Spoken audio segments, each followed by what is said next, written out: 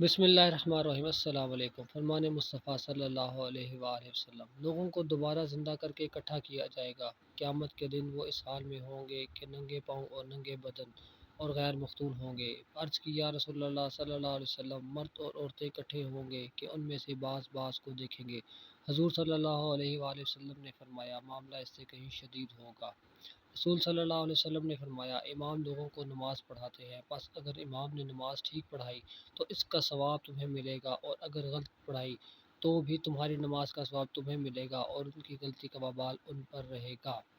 رسول صلی اللہ علیہ وسلم نے فرمایا، جو شخص صبح و شام دن میں 10 مرتبہ مجھ پر درود پڑھے گا، روز قیامت انہیں میری شفاعت حاصل ہوگی۔ روز قیامت میرے قریب سب سے زیادہ وہ شخص ہوگا جو مجھ پر کثرت سے درود پڑھتا رہے گا۔ آپ صلی اللہ علیہ وآلہ وسلم نے فرمایا، کوئی بندہ مومن نہیں ہوتا جب تک کہ اس کو میری محبت اپنے جان مال اولاد سے بڑھ کر نہ ہو۔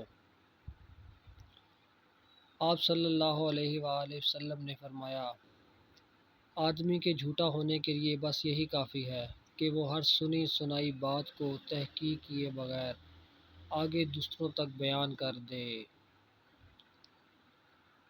ہر بات کو تحقیق کر کے دوسروں تک پہنچایا کریں۔ نبی پاک صلی اللہ علیہ وسلم نے فرمایا، اپنے رب کا ذکر کرنے والا زندہ کی طرح ہے، اور اپنے رب کا ذکر نہ کرنے والا گویا مردہ ہے۔ آپ صلی اللہ علیہ وآلہ وسلم نے فرمایا،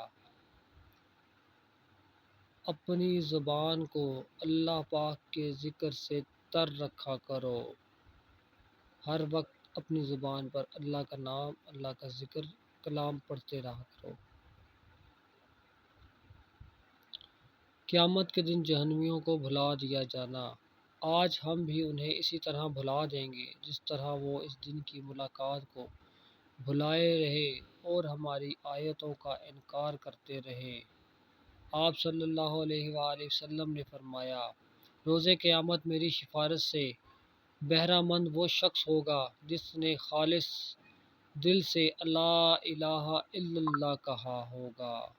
حدیث نبوی صلی اللہ علیہ وآلہ وسلم ہے، بے شک قیامت کے دن درجہ اور مرتبہ کے لحاظ سے سب سے برا آدمی وہ ہوگا جس کے شر سے بچنے کے لیے لوگوں نے اس سے کنارہ کشی کر لی۔ رسول اللہ صلی اللہ علیہ وآلہ وسلم نے فرمایا، ہمارے اور کافروں کے درمیان فرق نماز ہے، جس نے نماز چھوڑ دی اس نے کفر کیا۔ مسلمان اور کفر و شرک کے درمیان فرق صرف نماز کا ہے۔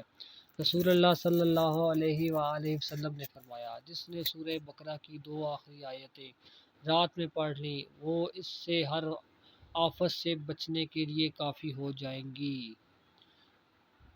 احادیث سننے کے لیے اسلامک چینل کو سبسکرائب کریں۔